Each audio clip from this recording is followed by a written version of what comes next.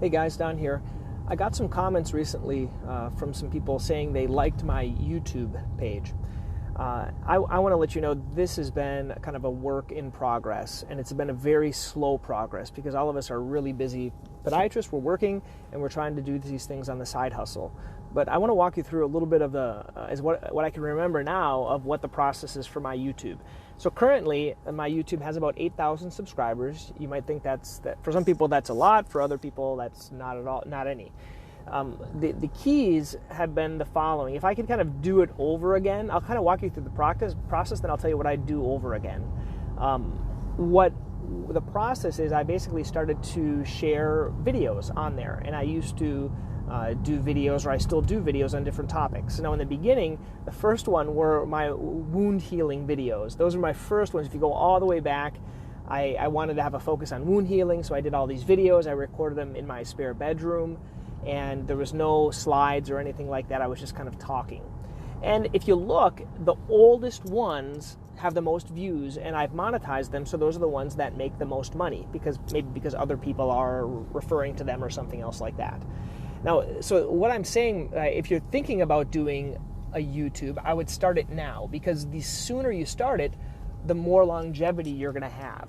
And if we wait for perfection, you're going to never do it. So it's real easy to do either like a live or show some PowerPoints or things like that, whatever topic you're kind of passionate about. Now, my passions have changed over time. In the beginning, it was wound healing, thinking I could make all these products out of it and things like that, until I realized that people with wounds really are there because they're non-compliant and don't have any money. And so that really wasn't the best option for me. Okay, so then the next option is I started to make other types of videos, teaching people about plantar fasciitis or teaching people about other things. And those, I was teaching patients about, like, let's say Achilles tendonitis or plantar fasciitis, doing a video, and in those actual videos I would send to the patients after they come into the office. So I was using it more in terms of patient education information.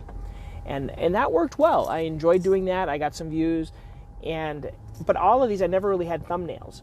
So the thumbnails are basically the picture that you can find. And so what I did with a thumbnail, and I got some guidance here, I had a little talk with someone from Strategic Coach, and her name is Suki. And she said, Don, you got to do a few things, and you have to make it look consistent. So the consistency is I opened up Google Slides, and I made thumbnails that all looked the same.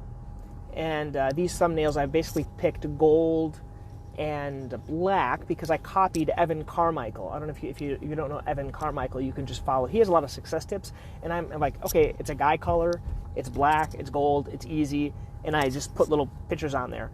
And so currently, that's what I do. I do like a gold and a black, and then depending on who I'm interviewing or what I'm talking about, I include those on there.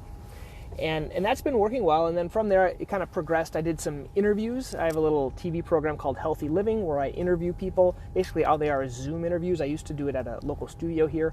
And those are people I want to learn from. So if I want to learn about osteopathic medicine, that was one recently. Or I want to learn about minimalist shoes, I'll interview someone else about minimalist shoes.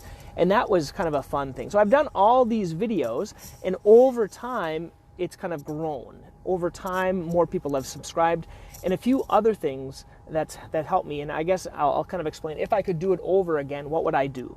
Well, first of all, I would determine a format, okay?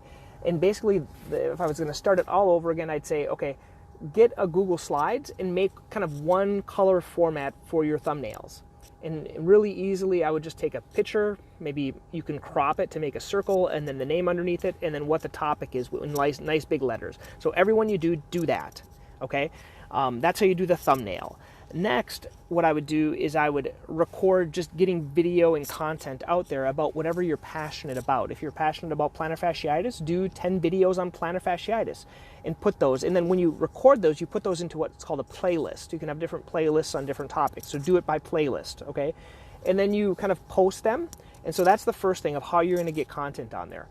In the description portion underneath, there's a way within YouTube you can have a consistent description on everyone. And basically in my description I say, why don't you guys come into my office? Here's my phone number. Why don't you download my free books on my blog? Why don't you do this? And then also, this isn't medical treatment. Please don't consider this a doctor-patient relationship. If you want to see mine, just go go to my YouTube, and you can just copy that and use it if you'd like. Just put your information in there.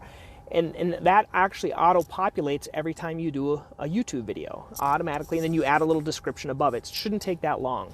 That's how you do this description portion. And then the last thing you have to figure out is how do you do that header. That header is the thing on top. That mine looks nice. I think it looks nice now. It has a little picture of me, and it says, look at Dr. Pelto's books. Now, it didn't always look like that. It looked like crap for a long time, okay? The first guy I paid about $150, and it was crap, but I didn't know, that's all I knew, and I had that up for years. And I paid someone else. I found someone on Fiverr, and they did it for like $40, and he was just great. I had to give him a picture. I gave him some of the booklets I wanted to advertise, and basically my goal for the YouTube now is from YouTube to send them to my blog, which is Dr. Pelto. It's not my actual practice website. It's actually just a website where I can play around with my marketing and direct response things. And it sends them there, offers the books, and that's the whole purpose. YouTube going to my books on my Dr. Pelto, and then eventually what I want on the Dr. Pelto is I want to offer some courses. So the goal would be they would get the free book download, and then if they need more help, they would buy a $97 course on plantar fasciitis. And basically I'm setting all that up on Kajabi. Okay, so all these things I'll put underneath this podcast. I'll put a link to Kajabi.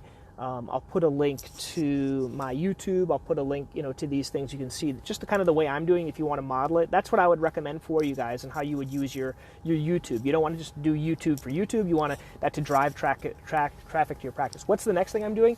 Well, I'm trying to figure out how in the world to do these intro videos. And what's an intro video? It's basically that video that when you go to the YouTube channel the first time, it's going to say, hey, welcome to Dr. Pelto. Why don't you look at some of the videos here, you can download the books, and kind of a call to action the first time they're there and the follow-up time. I haven't figured out how to do it. I'm trying to find if I can pay someone to do it on YouTube or on Fiverr, and so we're just that's the next step. And I don't know, it seems like there's always next steps with these things. But I hope you found this helpful. If you have any questions, post it. There's a way you can just kind of put your name and email and a password, and you can log into this Anchor thing, and you can send me a question, an audio question. I'll answer those on a future episode. And then if you all want to join us at the next group session, that's going to be in March, and we're going to be talking about patient presentations. And in that patient presentations, you're going to see kind of the way I use the book on plantar fasciitis and the other types of things like that. Okay? Hope this was beneficial, guys. Have a great day.